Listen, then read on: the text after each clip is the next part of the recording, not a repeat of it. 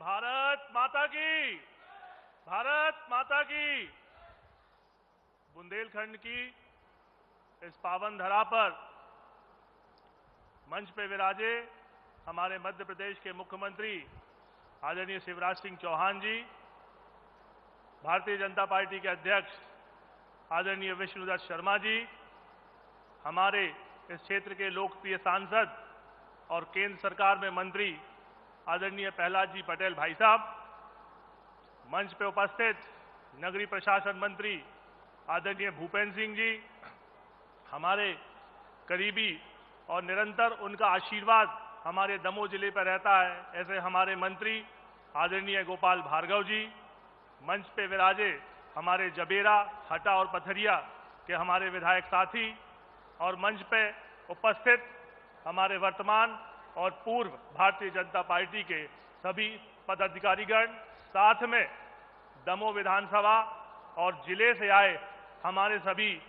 जनता, हमारी मातृशक्ति, आप सबको दोनों हाथ जोड़ के मैं वंदन और अभिनंदन करना चाहता हूं कि पिछले 1 घंटे से अधिक समय में आप बैठे हुए हैं और आप इंतजार कर रहे हैं। एक विषय आप सबके जहन में आता होगा अक्सर कि आज से 2 वर्ष पूर्व आपने मुझे कांग्रेस पार्टी से जिता दिया और फिर ऐसा क्या हो गया कि मैंने एकाएक इस्तीफा दे दिया और मैं भारतीय जनता पार्टी के पास पहुंच गया। तो शायद आपको इस बात का स्मरण होगा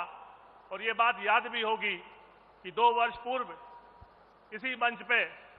मैंने ये कहा था कि यदि मध्य प्रदेश में कांग्रेस की सरकार बनती है और मैं क्षेत्र से विधायक बनता हूं तो दमोह में लंबे समय से हमारे वरिष्ठ समाजसेवी एनजीओ जिस चीज की मांग कर रहे थे, मेडिकल कॉलेज को मैं यहां लेके आऊंगा और यहां मेडिकल कॉलेज स्थापित करेंगे। सरकार भी बनी, मैं विधायक भी बना, पर जब माननीय कमलनाथ जी के पास गए, उनसे इस विषय पर चर्चा की, बात की, तो जैसा आप सब भली भांति जाते हैं कि विधायक पहुंचा नहीं और उन्होंने कहा चल चल चल चल, बात सुननी नहीं। ऐसे करते करते समय निकल गया और उनके कर्मों में इस प्रकार समय पलटा कि खुद कांग्रेस अपने कर्मों में गिर गई और भारतीय जनता पार्टी की सरकार बन गई। मैं आपको बता दूं कि फिर माननीय मुख्यमंत्री जी से भारतीय जनता पार्टी के शीर्ष नेतृत्व से चर्चा हुई और मैंने निवेदन किया कि भाई साहब, जिस वादा और जिस वचन को लेकर हम दमोह से चुनाव जीते थे वो बात तो वादे पूरे हो नहीं रहे हैं। तो माननीय मुख्यमंत्री जी ने भरोसा दिलाया कि राहुल तुम चिंता नहीं करो, तुम्हारे मान और सम्मान का पूरा ध्यान दिया जाएगा और तुमने जो वादा और वचन दिया था वो हम दमोह की धरती पे लेके आएंगे। और उसका आज साक्षात उदाहरण है कि अभी कुछ देर पहले दमोह में मेडिकल कॉलेज का भूमि पूजन कर दिया। जिस प्रकार गंगा को जमीन पे भागीरथी लाए थे, ठीक उसी प्रकार शिवराज जी आज दमोह के भागीरथी बन गए और मेडिकल कॉलेज लेके आए हैं। आपके लिए मेरा कोटि कोटि नमन, चरण स्पर्श, वंदन।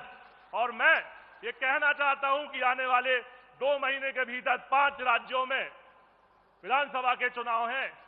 तो वहां की जनता से भी मैं मीडिया के माध्यम से, इलेक्ट्रॉनिक मीडिया के माध्यम से निवेदन करना चाहता हूं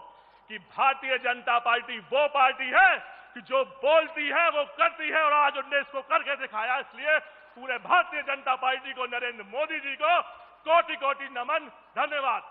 अभी कुछ दिन पहले अपने कार्यालय वैशाली B3 में बैठा हुआ था, शाम के 7:30-8 बजे कुछ लोग आ गए और चर्चा करने लगे कि अरे राहुल, तुमने ये क्या कर दिया, 35 वर्ष की उम्र में तुम विधायक बन गए, तुमने इस्तीफा दे दिया और तुमको जनता नकार देगी, इसके परिणाम ठीक नहीं होंगे, उपचुनाव में ये होगा वो होगा, और तमाम प्रकार की बातें कर दी। अब जब चाय चल रही थी तो हमारा भी मन हुआ कि जवाब दे दें, तो हमने उनको बताया कि जिस परिवार में हम बड़े हुए हैं उस परिवार में हमारे दादा के समय पे रोज रामायण होती है और हमारे दादा हमको रोज एक चौपाई बताते थे और वो बोलते थे कि जापे कृपा राम की होए, तापे कृपा करे सब कोई, जिस पे श्री राम की स्वतः के साथ कृपा है उसको किसी परिणाम की चिंता नहीं है। बोलो, किसी परिणाम की चिंता है हमें या नहीं है?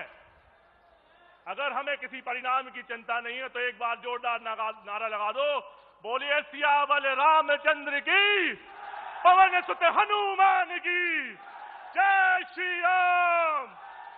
अंत में आप सब इतनी संख्या में आए, आप सब बधाई के पात्र हैं। मां नर्मदा और भगवान भोलेनाथ से मैं पुनः प्रार्थना करता हूं कि हमारा दमोह समृद्धशाली बने, शक्तिशाली बने। जय हिंद, जय भारत। बुंदेली बौछार की शानदार खबरों को YouTube पे देखने के लाने बुंदेली बौछार को सब्सक्राइब करें, फिर बेल आइकन दबाएं और ऑल नोटिफिकेशन पे क्लिक करें। तभी आपको मिल पे पूरी खबरें बुंदेली बौछार की।